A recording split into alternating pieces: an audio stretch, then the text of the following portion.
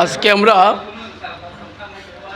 এই সাংবাদিকদের সঙ্গে কথা বলার মূল উদ্দেশ্য ছিল আগামী 12 এপ্রিল রাজ্যের স্বশাসিত জেলা পরিষদের নির্বাচন।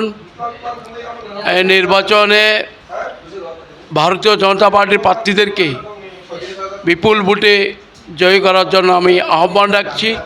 কারণ আপনারা যারা স্বশাসিত জেলা পরিষদের নিয়ন্ত্রণে আছেন, সমস্ত যে ভিলেজ কাউন্সিলগুলিতে কোনো ধরনের উন্নয়নমূলক কাজ এখানে 5 বছর কোনো কিছুই করা হয়নি। যেগুলো করা হচ্ছে আমাদের রাজ্য সরকারের যে স্কিমের যে পয়সাগুলি আছে সেইগুলো সেখানে সঠিকভাবে এগুলিকে খরচ করা হচ্ছে না। কাজেই আপনারা 12 তারিখ কোনো ভয় ব্যক্তি বা কোনো ধরনের অশুভ শক্তিকে পরাস্ত করে যাতে স্বশাসিত জেলা পরিষদের ভারতীয় জনতা পার্টি প্রার্থীদেরকে বিপুল ভোটে ভোটদান করতে পারেন সেদিকে লক্ষ্য রাখবেন। কোনো কিছু ভয় নেই। আমরা এই রাজ্যের যে 25টা বছর জবরদস্ত পাথরের মতন বামপন্থী সরকার ছিল, তৎকালীন সময়ে আমাদের আন্দোলন সংগ্রাম লড়াই মানুষের আশীর্বাদে এই 18 বছর সরকার 25 বছর সরকারটাকে এই রাজ্য থেকে আমরা উৎখাত করতে পেরেছি।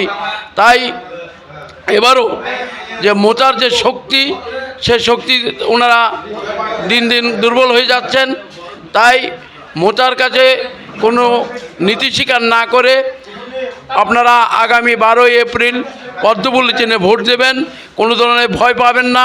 কোনো কিছুর অশুভ শক্তিকে আপনাদেরকে আটকাতে পারবে না। আগামী 17 এপ্রিল ভারতীয় জনতা পার্টির সরকার স্বশাসিত জেলা পরিষদে গঠন হচ্ছে এবং সেই আশীর্বাদ রেখে আপনাদেরকেও আহ্বান করছি, আবারও কোনো ধরনের ভয়ভীতিকে আপনারা পরাস্ত করবেন না। আগামী 12 এপ্রিল ভারতীয় জনতা পার্টি প্রার্থীদেরকে ভোট দেবেন। নমস্কার।